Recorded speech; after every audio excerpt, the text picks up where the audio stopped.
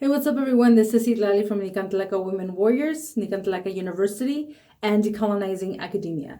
Today, I want to talk about the policing of Indigenous women's bodies.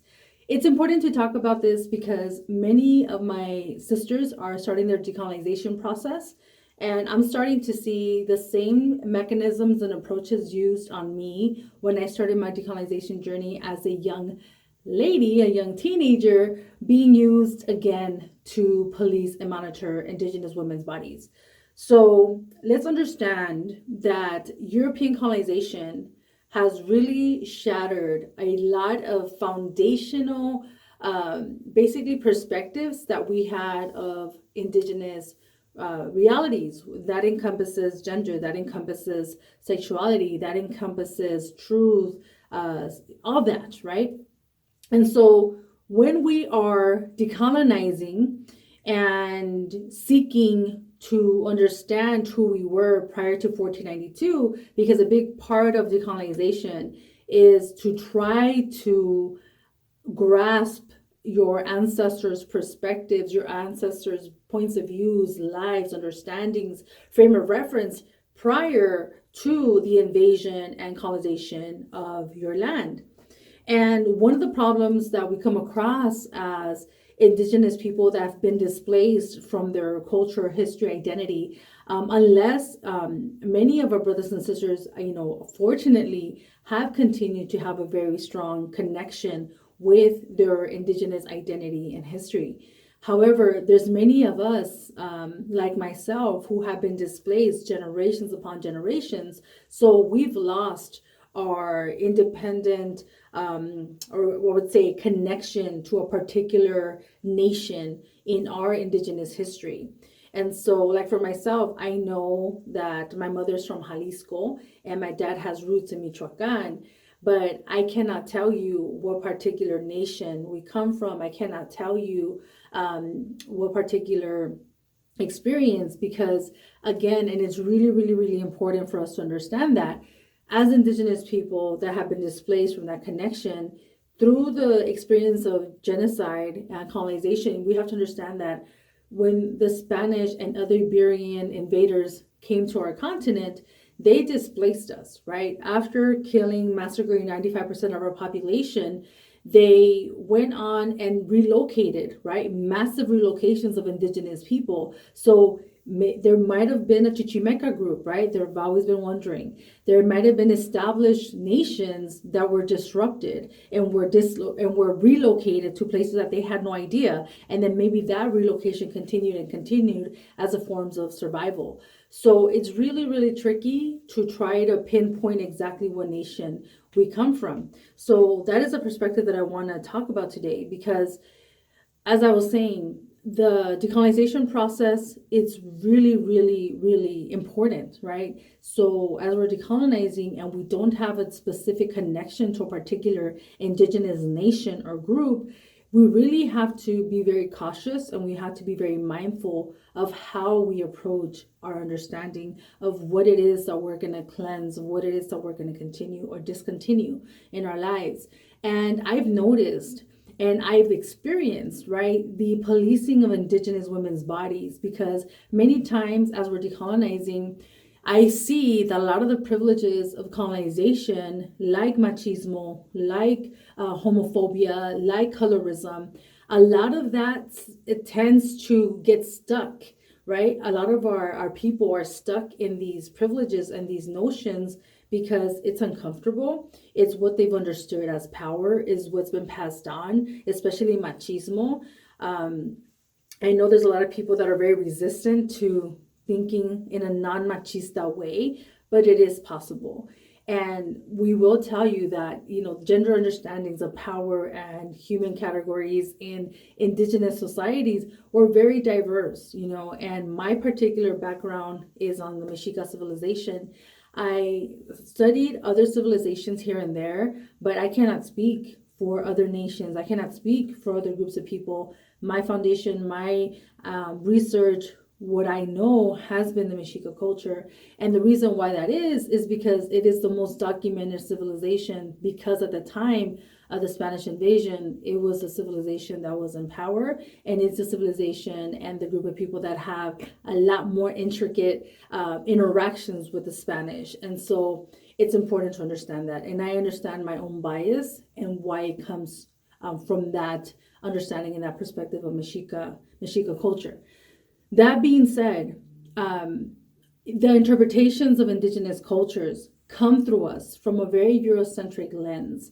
It's a lens that a lot of the times were written by the clergy, right? So you're looking, not only do we have an invading force, but we have an invading force that's coming to us with a moralist, right, supreme, divine view of the world.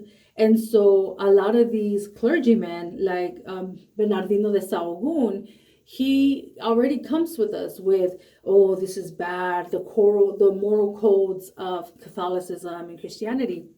And so in interpreting and seeking to understand indigenous cultures, this is decades after the initial invasion. This is decades after the initial genocide of 95% of our population. This is after the extirpation campaigns. And for those of you who don't know, the extirpation campaigns were very, very psychologically fatal to our people. So it was basically when the clergy and actually the military, they would go town to town and they were doing public executions of those of our people that were still practicing indigenous traditions, which they considered heathen culture, pagan culture, Satan, whichever. And so the process of being an indigenous people, when having a strong foundation in our understanding of the world and our understanding of each other, through that process of genocide, through that process of disruption, through that process of a complete shatter of our indigenous understanding, then come these interpretations, right? Come these interpretations of what indigenous culture was, indigenous knowledge, and all this. And so when that comes into our play, like for example, me, when I was younger and I was reading about Mexica women and I was reading about what the society was like, I didn't have the awareness I have now to be able to filter the Catholic moral codes that are all over, right? Not only did the Spanish have a very misogynist view of women coming from a very misogynist culture in Europe, when they arrived here, when they invaded, they were completely appalled that indigenous women were doctors, were poets, were priestesses, were writing, were educated. And that was a complete new shocker to them because they were not used to seeing women in those positions of power, of influence, of community. And again, that is not to say that Mexica culture or any other indigenous culture that I am familiar with of so-called Mesoamerica did have a 50-50 equal, power structure. It wasn't like that, right?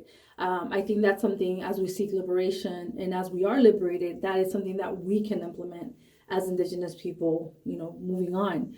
But so it's really important, right? Because a lot of our decolonization journeys, they come modeled after what was left, right? What was left of our history. And we're trying to decipher it. We're trying to do the best that we can, not to follow European standards of beauty, of gender, of power, of sexuality. But we're stuck in there because a lot of our own brothers, continue to hold on to this privilege of machismo, and that comes along with older generations, that privilege and their understanding and their stubborn acceptance and embrace of the moralist view of indigenous women's bodies. And that was a big one for me. And I would say that was within the last maybe 10 years of my decolonization, where, I remember my first, serious boyfriend, he was very, Nicantlaca focused, indigenous focused, so was I.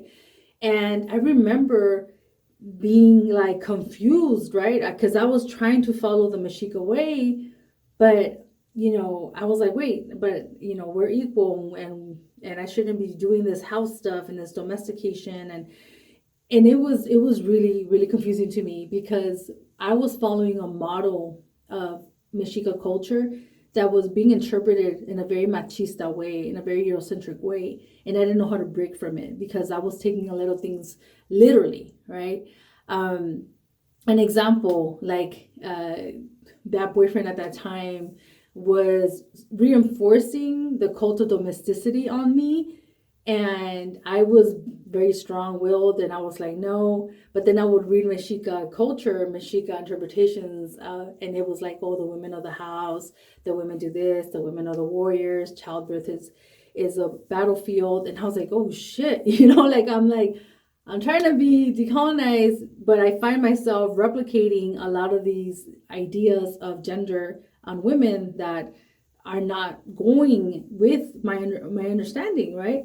And years later, I am understanding that I wasn't breaking free from the Eurocentric model of gender and womanhood. And now I'm like, man, like this is so much more complicated. This is much more deeper than what I was understanding. And because of that, I say the danger of policing Indigenous women's bodies in particular is very high because, like I said, I was policed very heavily. The whole moralist Catholic influence of the elders that I had were very detrimental, right, to my understanding, to my own growth as a woman. And I'm seeing that now, right? I'm seeing that now, and I'm hoping that my conversations, my experience were not in vain, that I can help, my younger sisters that are confused about this or that are following the same patterns that I did.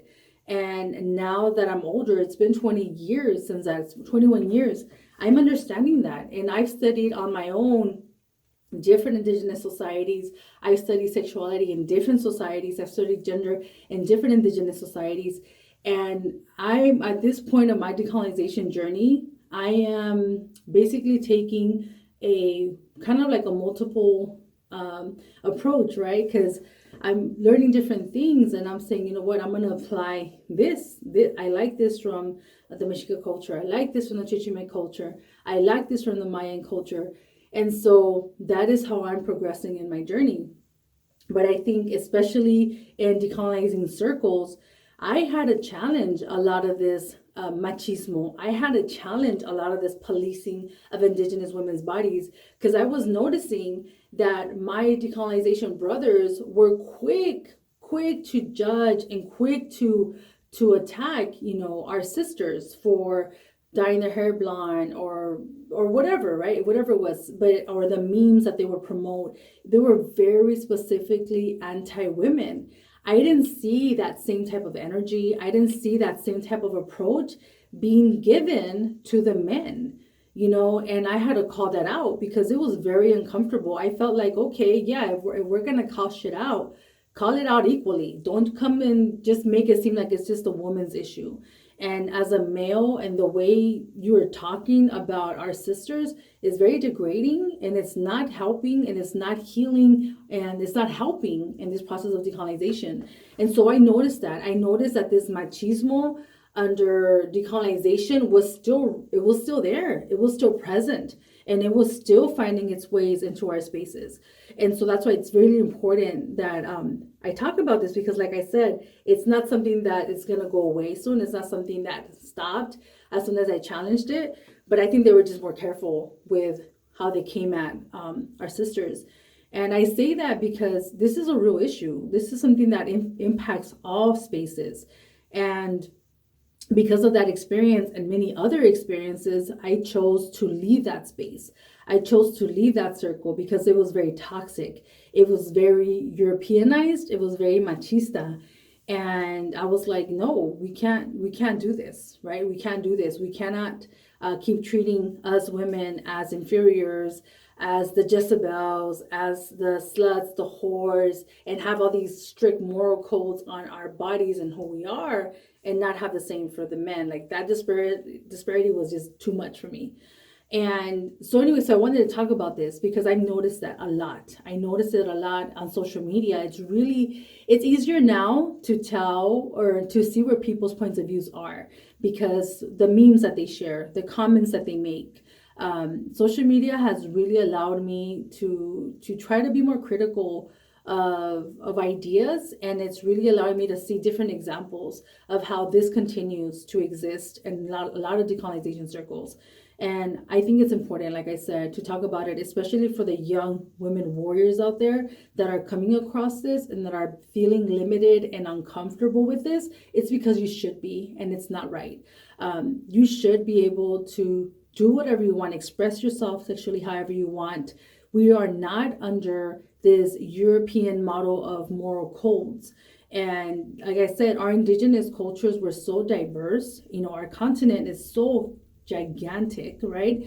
And to say and impose a European model just because it benefits your own understanding or your own privilege, that's a disservice to our people. And that's not the type of decolonization that we need. So I hope that makes sense. I'm going to be making more videos like this. I'm working on a second book that's going to be addressing all of these issues. But again, if our decolonization is not addressing machismo, is not addressing colorism, homophobia, then it's not going to dismantle white supremacy in its entirety. With that, I want to leave you. I am Citlalli, and I have my social handles in the information box, as well as some recommended books that I have for you. I hope you're well. I hope you are beautiful and strong, and let us continue our decolonization journey. Thank you. Tlazokamati.